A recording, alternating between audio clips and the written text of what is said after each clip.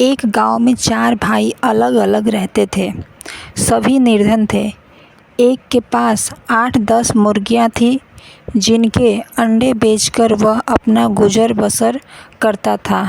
वह रोज़ सुबह दाना चुगाने के लिए मुर्गियों को दड़बे से निकालता था और शाम को उसमें वापस डाल देता था। एक शाम जब वह मुर्गियां पकड़कर अंदर डाल रहा था तो उसकी एक मुर्गी कम थी। उसने आस-पास मुर्गी की खोज की परंतु उसकी मुर्गी कहीं नहीं मिली। दूसरे दिन भी उसकी एक मुर्गी कम हो गई। वह मुर्गियों के न मिलने से परेशान हो गया।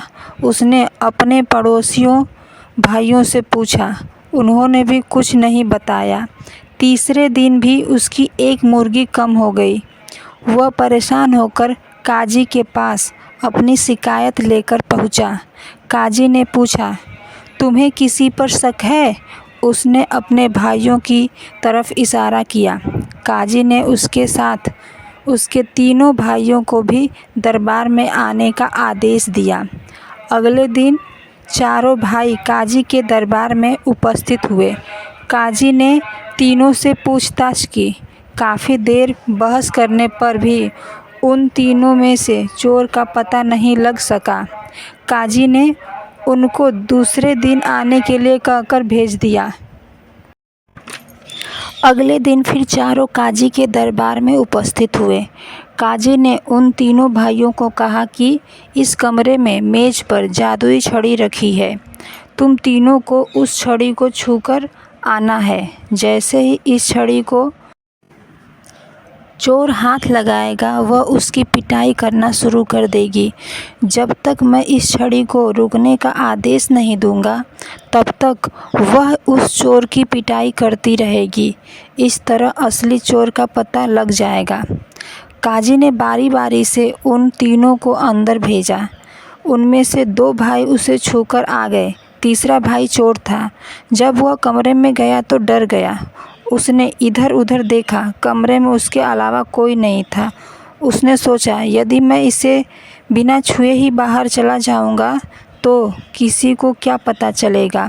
वह उसे बिना हाथ लगाए ही बाहर आ गया। तीनों भाइयों को उन्हें निर्दोष मान रहे थे। काजी ने तीनों को बारी बारी से अपने पास बुलाया। उसने तीनों के हाथ सूंघे और एक को अपने पास रोक लिया। उसने कहा, तुम अपराध कबूल करते हो या मैं अपनी जादुई छड़ी का प्रयोग करूं? चोर ने अपना अपराध स्वीकार कर लिया। सभी उपस्थित लोगों ने काजी से पूछा कि आपको कैसे पता चला कि यही चोर है?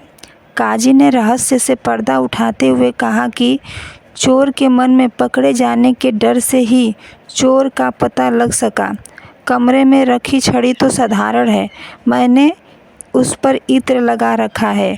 उन दोनों भाइयों ने तो इसे छुआ परंतु इस चोर ने पकड़े जाने के डर से इसे नहीं छुआ, जिससे उन दोनों के हाथ में इत्र की खुशबू थी पर इसके हाथ में इत्र की खुशबू नहीं आ रही थी।